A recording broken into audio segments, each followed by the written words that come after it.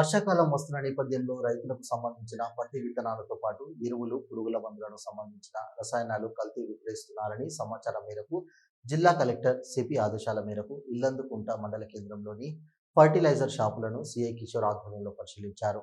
ఈ సందర్భంగా సిఐ మాట్లాడుతూ పార్టీలో ఇద్దరు షాప్ యజమానులు రైతులను మోసం చేయకుండా మంచి విత్తనాలను, మంచి రసాయనాలను మాత్రమే సరఫరా చేయాలని, నకిలీ విత్తనాలు కానీ యూరియా కానీ విక్రయించినట్లయితే కఠిన చర్యలు తీసుకుంటామని హెచ్చరించారు. అదేవిధంగా రైతులు ఎరువుల మందు కోసం వచ్చినప్పుడు పూర్తి వివరాలు తీసుకొని ఇవ్వాలని, కొంతమంది పురుగుల మందు తీసుకొని క్షణికమైన ఆవేశంలో ఆత్మహత్యలకు పాల్పడుతున్నారని, అలాంటి వారికి రసాయనాలను విక్రయించకూడదని సూచించారు. ఈ తనిఖీలు ఇల్లందుకుంట వ్యవసాయ అధికారితో పాటు ప్రొబేషనరీ ఎస్ఐ పాల్గొన్నారు. ఈరోజు జిల్లా కలెక్టర్ గారి మరియు మా సిపి గారి ఆదేశాల మేరకు ఇప్పుడు సీజన్ వస్తుంది కాబట్టి ఈ ఫేక్ సీడ్స్ సంబంధించి కూడా కాటన్ సీడ్స్ కానివ్వండి, ప్యాడీ కానీ లేదని కానీ అన్నీ కూడా షాప్స్ చెక్ చేసి ఫేక్ లేకుండా, అదేవిధంగా రైతులకు ఎటువంటి ఫేక్ సీడ్ తీసుకొని వాళ్ళు కష్టపడి నష్టం వాటిల్లకుండా అనే ఉద్దేశంతో ముందు జాగ్రత్తగానే అన్ని షాపులు చేయని ఆదేశాల మేరకు ఈరోజు ఇల్లందుకుంట ఏఓ గారు మరియు ఎస్ఐ గారి ఆధ్వర్యంలో కూడా అన్ని షాపులు చెక్ చేయడం జరుగుతుంది. అందులో భాగంగా ఎదురుకి వచ్చి షాప్ చెక్ చేయడం జరిగింది.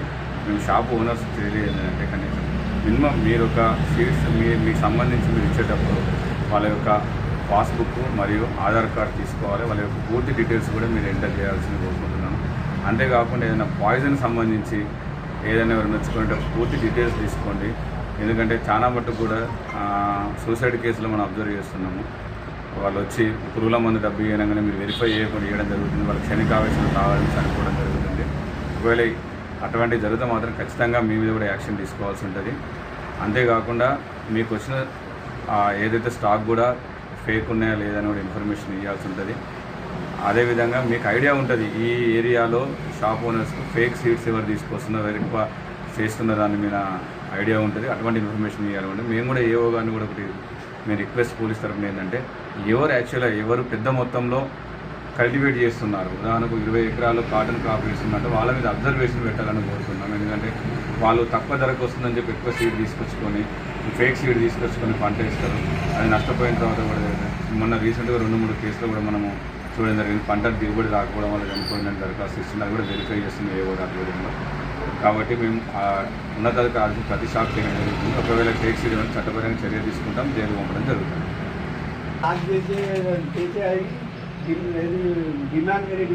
అవన్నీ డిమాండ్ బ్లాక్ ఇది ఏమంటే డిమాండ్ ఇక్కడ ఎట్లా ఐడెంటిఫై చేద్దామంటున్నాను.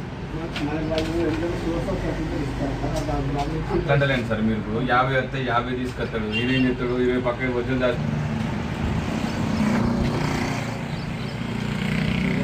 లైసెన్స్ ఉంటుంది లేండి. ఏ లైసెన్స్ లైసెన్స్ సబ్జెక్ట్ కాదు. నాకైతే ఫేక్ కావచ్చు, మీరు వచ్చిన నాకు ఫేక్ కావాలి. అమ్మాలేదు నువ్వు తయారు చేసింది కానీ నీకెంత తెలియాలి ఒరిజినల్ ఫేక్ అనేది.